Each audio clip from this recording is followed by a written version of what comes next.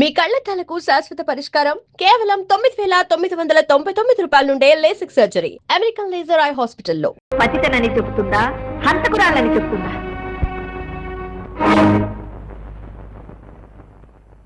రజనీదేవి గారు, మౌనంగా ఉండడం మనిషికి చెల్లుబాటు కాదు. ఈ ఆవేదన వెనుకున్న ఆకారాన్ని గుర్తించేమని సంజాయిషి చెప్పుకోను. వాళ్ళ నిందల్ని నిజమని నమ్మే అంత మూర్ఖురాల్ని కాదు, కానీ పోయినా మిమ్మల్ని దేవతలా చూసుకునే ఆ కృష్ణమూర్తికైనా చెప్పి అతన్ని ఓదార్చాల్సిన బాధ్యత. ఈ రోజు మొదటిసారిగా మా వాళ్ళని చూశాను. వెనుకటి ద్వేషం వాళ్ళలో ఇంకా కనిపించింది. ఇన్నాళ్ళుగా నా దగ్గర పనిచేసేలేనని తెలిసి అతనికి ఏమని సమాధానం చెప్పాలని నా గుండె బరువెక్కింది. రజనీదేవి గారు, మీరు చెప్పే నిజాన్ని కల్పించే అసత్యాన్ని దేన్నైనా సరే వినటానికి సిద్ధపడే వచ్చాను. ఏమండి, ఆవిడ మీ మేనత్త? కొత్తగా తెలిసిన బంధుత్వం కోసం అడగటానికి రాలేదు, పాత మమకారాన్ని తెంచుకోలేకొచ్చాను. రజనీదేవి గారు, మా అమ్మ ఆవేశానికి మీ మౌనానికి మధ్య ఉన్న సంబంధం ఏమిటి? తెలియాలా? అవును. తెలుసుకుని ఏం చేస్తావు? అపనిందైతే దాన్ని సృష్టించిన వాడిని తగలబెడతాను. నిజమని రుజువైతే నాకు నేనే ధరించుకుపోతాను. కొద్ది బాబు, అంత బాట అనుకు. నీకు చెప్తాను. ఒకనాడు అయిన వాడికి చెప్తే అపహాస్యం చేసిన కథను, స్థానానికి చెబితే అబద్ధమని కొట్టివేసిన కథను నీకు మళ్ళీ చెప్తాను. నిజమని నమ్మగలిగితే విని తీర్పు చెప్పు. నీ నాన్న, నేను అన్నా చెల్లెళ్ళు. అన్నయ్యకు వదిలికి ఇష్టం లేకపోయినా నేను లాయర్ చంద్రశేఖరం గారిని కులాంతర వివాహం చేసుకున్నాను. మా వివాహాన్ని సమర్థించలేని అన్నయ్యతో తెగతింపులు చేసుకుని నేను ఇల్లు విడిచి వెళ్లిపోయాను. ఆ బాధ తట్టుకోలేక నీ నాన్న మంచం ఎక్కాడు.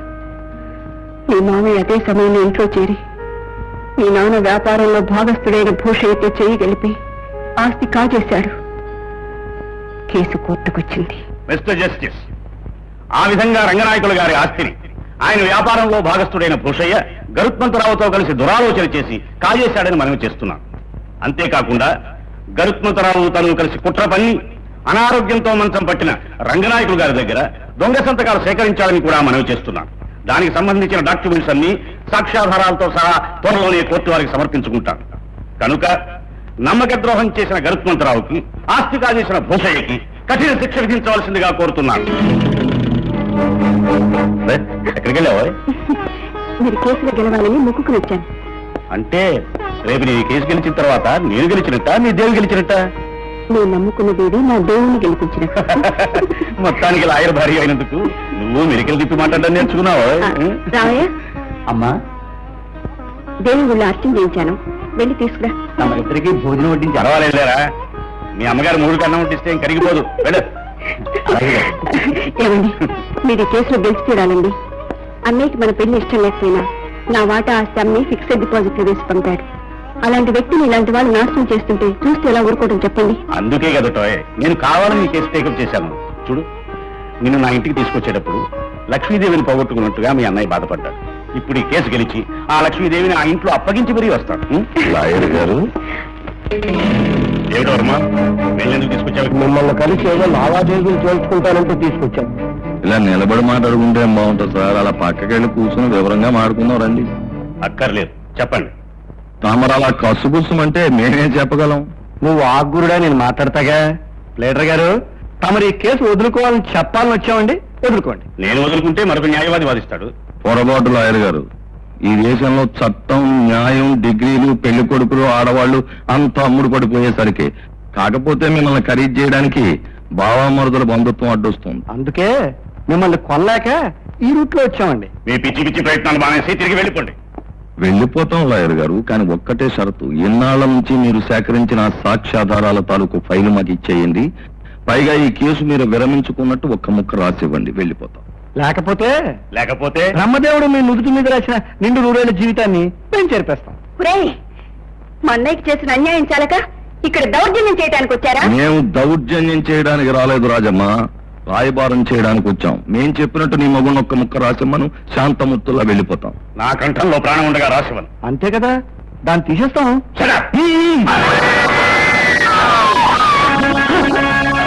బావా, నువ్వు ఉద్రేక పడకుండా ఉంటే నీకు మంచి శుభార్త చెప్తాను బావా.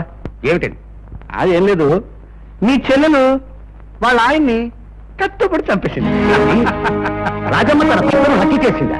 అవును బావా, మన ఇంటి పరువు తీసి ఒక కులం తక్కువ అని పెళ్లి చేసుకుంది. అంతటితో ఆగకుండా మరొకరితో అక్రమ సంబంధం పెట్టుకుంది. ఆ విషయం వాళ్ళ ఆయనకి తెలిసిందని వీడు కంగారు పడింది, కట్టుబడి చంపేసింది. గరుత్మంతరావు, ఎక్కడో అక్కడ తప్పుడు పని చేస్తే గాని, ఎవరి మీద ఒకరి మీద నిందలు వేస్తే గాని నీ జీవితం గడవదు. నువ్వు చెప్పే అబద్ధాలు వినటానికి నేను... అవునండి, నా కళ్ళారా చూశాను. ఒక భార్య భర్తనే హత్య చేయడం చూసిన దౌర్భాగ్యుని నేను ఒక్కడినేనేమో. దారుణం, మహాదారుణం. హత్య చేసిన అంతకుడు ఎప్పుడు తను చేయలేదనే చెబుతాడు. మీ కేకలు నమ్మి నిజాన్ని నిర్ణయించలేనంత తెలివి తక్కువది కాదు ఈ న్యాయస్థానం. చూడండి మిస్టర్ వర్మ, ఈ రజనీదేవి గారు చంద్రశేఖరం గారిని హత్య చేయడానికి కారణం ఆవిడ కొనసాగిస్తున్న అక్రమ సంబంధమేనంటారా? కాదు బాబు, ఆ విషయం చంద్రశేఖరం గారికి తెలియటం. ఆయన అప్పటికీ సౌమ్యంగా ఈ విషయం నిజమేనా, ఇలా ఎందుకు చేశావు అన్నాడో లేదో హఠాత్తుగా చంపేసింది. నేను చాటుగా చూసి బతికి బయటపడ్డాను గాని, లేకపోతే ఈ సాక్ష్యం చెప్పడానికి కూడా ఇవాళ నేను మిగిలి ఉండేవాడిని కాదు. నేను ఆయన్ని చంపానన్నమాట వినటానికి భయంకరంగా ఉంది. వాదాలన్నీ పరిశీలించిన పిదప పై సాక్ష్యాధారాలను బట్టి రాజమ్మ హంతకురాలని నిర్వివాదంగా నిరూపించబడింది. This is a cold blooded murder. కనుక ఈమెకు 10 సంవత్సరాలు కఠిన కారాగార శిక్ష విధించడమైనది. చూడు రాజమ్మ, ఆదర్శవంతమైన మొగుళ్లను కట్టుకున్న ఆడవాళ్ల జీవితాలు అడవి పాలు, రాళ్ల పాలు, జైళ్ల పాలు. తప్పదు. తప్పదని తెలుసుకునే వెళ్తుందండి పాపం. భూషయ్య, నువ్వు చంపింది నా భర్తని కాదు, కోర్టులోని న్యాయాన్ని కాదు, నాలోని ఆడి మనసుని. దెబ్బతిన్న పులిని చేసి పంపుతున్నావు, తిరిగొచ్చి నీ గుండెలు చీల్చి నీ రక్తాన్ని తాగుతాను. చూడు బావా, ఆ రోజు రాజమ్మ కొలటని చెప్తే నా మీద విరుచుకుపడ్డావు. నువ్వు నమ్మకపోయినా న్యాయస్థానం నీ చెల్లెలు మొగుడు చంపిందని నమ్మింది, శిక్ష వేసింది. ఎంతకన్నా ఏం కావాలి మన కుటుంబానికి పరువు తక్కువ. రాజమ్మ, బ్రతికుండగానే నాకు నరకం చూపిస్తావు అనుకోలేదు.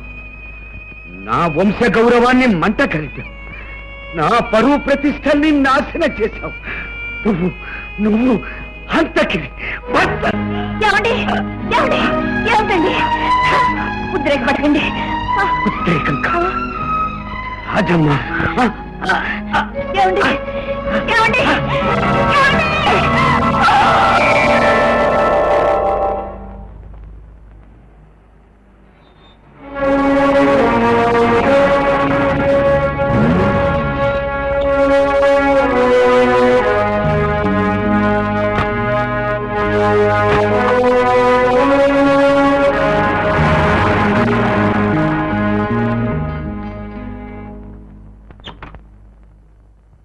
జైలు నుంచి వచ్చాక భూషయ్య గారిని ఏదో చేస్తారని శపథం చేసేవాట కదా, అందుకే నీ శవాన్ని ఆయన కానుగ్గా ఇస్తానని.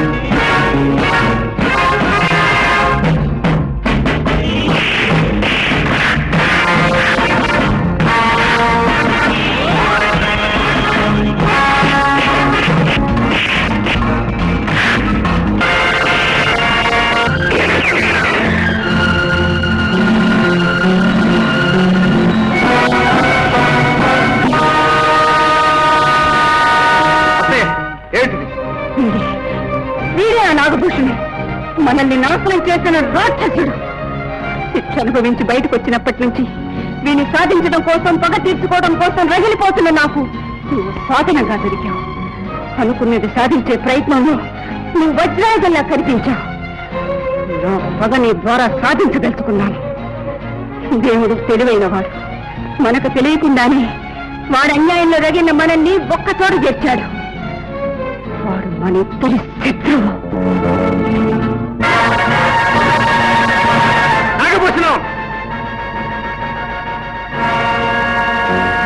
ఎందుకు వచ్చావు? 2 తరాలుగా నువ్వు అనుభవిస్తున్న నా ఆస్తిని తిరిగి స్వాధీనం చేసుకోవడానికి, నా మేనత్త రజనీదేవికి జరిగిన అన్యాయానికి ప్రతీకారం తీర్చుకోవడానికి. నువ్వు రంగనాయకులు కొడుకువా? పెద్ద కొడుకుని. తండ్రి ఎందుకు చనిపోయాడో తెలియకుండా అమాయకంగా తలకొరవి పెట్టిన వాణ్ణి. ఇప్పుడు నీ తల ఒరిగిపోయేలా చేయడానికి వచ్చాను. చాలా శ్రమపడి వచ్చావు, కానీ అదంత సులభం అనుకుంటున్నావా? నువ్వు కనుకుంటున్నావా? ఇప్పుడే నిన్ను నీ భవంతిని తునాతునుకలు చేసి భూస్థాపితం చేయగలను. కానీ నీ శరీరంలో అన్ని పార్ట్లతోనూ నాకు పనింది గనక ఏ పార్ట్కి ఆ పార్ట్ మిగిల్చి వెళ్తాను. కానీ నేను తలుచుకుంటే నువ్వు ఇక్కడి నుంచి తిరిగి వెళ్ళలేవు అని తెలుసుకోలేకపోతున్నావు. అన్నీ తెలుసుకుని, నువ్వేమిటో తెలుసుకుని, నిన్నేం చేయాలో తెలుసుకునే వచ్చాను భూషణం. చాలా ఆలస్యంగా తెలుసుకున్నావు. నువ్వు తెలుసుకునేసరికి నేను చాలా ఎత్తుకెదిగిపోయాను. ఎత్తునున్న వాడేరా నేల కూలిపోయేది. మొరిగే కుక్క కరవదు. నీ కాళ్ళు తీసేయాలనే ఉంది, రావాలి. నీ చేతులు నరికేయాలని ఉంది. కానీ అవి నా తల్లికి చేసిన ద్రోహానికి ఆమె కాళ్ళు పట్టి క్షమాపణ చెప్పాలి. నీ నాలుక ముక్కలు ముక్కలుగా కోసేయాలనుంది. కానీ అది నా కుటుంబానికి జరిగిన అన్యాయాన్ని కోర్టులో ఒప్పుకోవాలి. అందుకే తాత్కాలికంగా వీటన్నిటినీ వదిలేసి పెడుతున్నాను. నా మాట విని కాళ్ళ మీద నిలబడతావో నెత్తి మీద తెచ్చుకుంటావో నీ ఇష్టం. బాబు ఆయన చివరిలో ఏం చెప్పిందంటే, నాకు అర్థమైంది వాడు ఏం చెప్పాడో. నువ్వు నోరెత్తుకు వెళ్ళు. అమ్మా, ఏ చేసిన తప్పు ఒప్పుకోవటానికి వచ్చావా? లేదురా, తప్పు మీదే నేను చెప్పడానికి వచ్చాను. అత్తయ్యని అనవసరంగా నట్టింట్లో నిలబెట్టి నింద వేశారు. నీకేం తెలుసని నింద మోపారు. ఏ సాక్ష్యాధారాలు చూశామని దోషిగా నిలబెట్టారు. మీరున్నదే న్యాయం అయితే, ప్రతివాడు చెప్పింది నిజమైతే రామాయణంలో సీత కూడా పద్ధతిగా నిలబడి ఉండేది. నువ్వు దాని విషపు కూడు తింటున్నావని దాన్ని సమర్థిస్తున్నావా? ఇంటా వంట దాన్ని కృంగదీసింది. అది చేసిన ఘాతకం నా సౌభాగ్యాన్ని నాశనం చేసింది. నా బిడ్డల బ్రతుకు వీధుల పాలు చేసింది. ఘాతకి అసలు ద్రోహం చేసిన వాళ్ళు హాయిగానే బ్రతుకుతున్నారు. తప్పుడు సాక్ష్యాలకు, చేయని నేరాలకు బలైపోయింది అత్తయ్య. శత్రువునైనా ప్రేమించడం మన సాంప్రదాయం. అలాంటి కుటుంబంలో పుట్టి నాకు తల్లి వేయండి, సాటి ఆడదాని గురించి ఇంత నీచంగా ఎలా మాట్లాడుతున్నావమ్మా? ఆవిడ గురించే కాదు, నీ గురించి కూడా మాట్లాడాలి. నువ్వు తిన్న చాలక ఆ ఎంగిల్ కుర్త మమ్మల్ని ఎందుకు? వాడెందుకు నా నోరు మియ్యాలి? ఆ నీచురాలి అండ చేరి దానితో చేతులు కలిపిన నేరానికి సిగ్గుతో నువ్వు నా నోరు మియ్యాలి. లేదమ్మా, మీరు ఊహించిందంతా నిజం కాదు. అత్తయ్య జరిగిందంతా చెప్పింది. అదేం చెప్పిందో నువ్వే విన్నావు. అదంతా నాకు అనవసరం. సిగ్గున్న వాడివైతే, పౌరుషం ఉన్నవాడివైతే ఈ జన్మలో నీ మొక్కు నాకు చూపించుకో. అమ్మా, అమ్మా ఎవరా నీకు అమ్మా? ముందు నువ్వు ఇంట్లోంచి వెళ్ళరా. నువ్వు వెళ్ళకపోతే ఇంటిన పాటికి ఇంత విషం ఇచ్చి వాళ్ళని చంపి నేను చస్తానురా.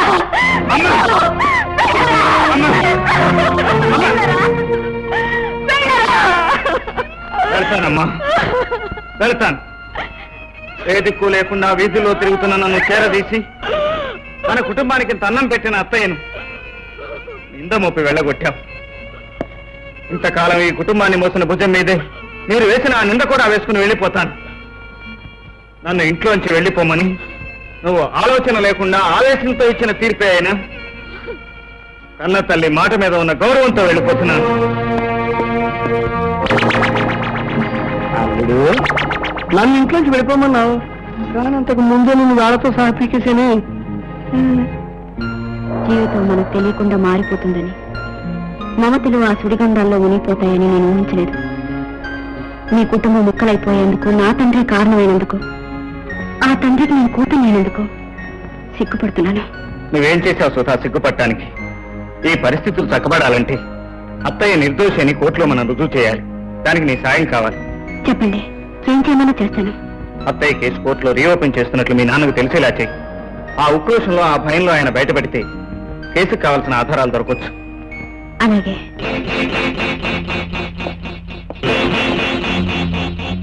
గురునాథం, అమ్మా, మా నానేంటి 2 రోజులుగా గది వదిలిపెట్టి బయటికి రావట్లేదు?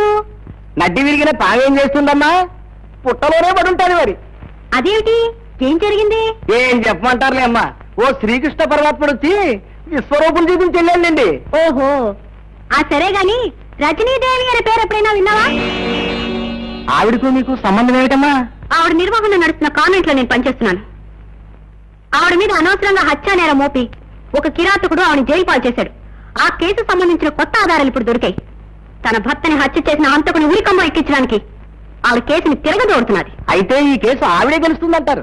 తప్పకుండా ఆవిడే గెలుస్తుంది, గెలిచి తీరుతుంది. ఆవిడతో పాటు నేను ప్రయత్నిస్తాను. వీల్లేదు, నువ్వు దాని దగ్గరికి వెళ్ళడానికి వీల్లేదు. ఎందుకని? నేను నీ తండ్రిని, నిన్ను శాసించే హక్కు నాకుంది. ఏ సబ్ మేరే పాస్ నే చల్తా, తుమ్ కౌన్ హో ముझे బోల్నే వాలే. ఏమిటి భాష మార్చేసింది? ఆంగ్ల భాష అయితే నేను అతి చక్కగా తర్జుమా చేస్తున్నాను కదండి, అందుకని నాకు రావెనుకుని అఫిషియల్ లాంగ్వేజ్ లో తిట్టారండి. దాని తర్జుమా ఏమిటో చెప్పు. నువ్వు వేధవ ముఖం వేసుకుని ఇంట్లో కూర్చో, నేను చేసేది నేను చేస్తాను అని ఆవిడ అన్నది. అమ్మాయి అందా నీకు భాష రాక? అయ్యా, కేంద్ర భాష నుంచి రాష్ట్ర భాషకు వచ్చేసరికి ఆ మాత్రం డిఫరెన్స్ ఉంటుందండి. డిఫరెన్స్ వస్తే పర్లేదు, తేడా వస్తే మాత్రం ఒప్పుకోను. ఆ, అన్నయ్య, ఏ ఇంట్లో ఏం లేవు, ఇంటి ఖర్చులకి డబ్బులు ఏమన్నా ఉంటే ఇవ్వరా? డబ్బు డబ్బు డబ్బు ఎక్కడి నుంచి తెచ్చేదే డబ్బు? అది కాదన్నయ్య, అవసరం వచ్చి అడిగాను అంతే. చూడు, నువ్వు గట్టిగా అరిచినంత మాత్రాన్ని ఇంట్లో ఆకలి భయపడి పారిపోదయ్యా.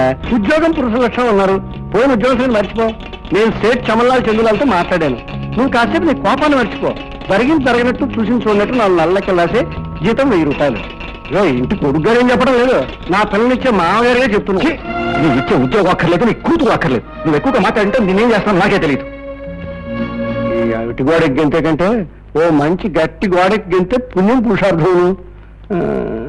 కథ మారుస్తే పోలే.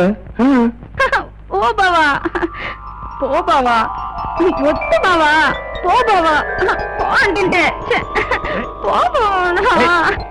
ఏమిటా ఇది? పట్టపైన ఎవరి గురించి కలగంటున్నావు? అబ్బా, కమ్మని కళ పాడు చేసావు నాన్న. ఎవరే నీ కళ్ళకి వచ్చింది? నువ్వే చెప్పావుగా చిన్న బావ గురించి కలగనమని. కష్టపడి కల్లో తెచ్చుకునేసరికి నువ్వే పాడు చేసావు. ఆ గాడిదని కళ్ళలోకి ఎందుకు రానిచ్చేవే? వాడికి ఉద్యోగం లేదు, స్తోమత లేదు, నెత్తిని దమ్మిడి పడితే చెల్లె విలువ లేదు. తప్పమ్మా. అన్న నీ ఇష్టమేనేంటి? నా తల్లి కదూ. ఎవరినో ఒకరిని కలగనకపోతే నాకు అసలు నిద్ర పట్టదు. ఎవరిని కలగనంటావో చెప్పు. నీ కళ్ళకి ఎవరు రావాలో నేను వెతుక్కు చెప్తానే. నువ్వు వెతుక్కున్నట్టు చెప్పు. ఈ లోపల టైలర్ అప్పారాన్ని కలగనేస్తాడు. పోనీ చంద్రాన్ని కలగనైనా చిలిపిగా నవ్వుతాడు. చంపేస్తాను. చూడు, నువ్వు పడుకున్న కలగనకు, కలగన్నా కలవరించకు, కలవరించిన చేతులు ఒప్పుకో, ఇక్కడి నుంచి కలగకు, అంతే. ఓన్లే నిలబడే కలగనేస్తాను.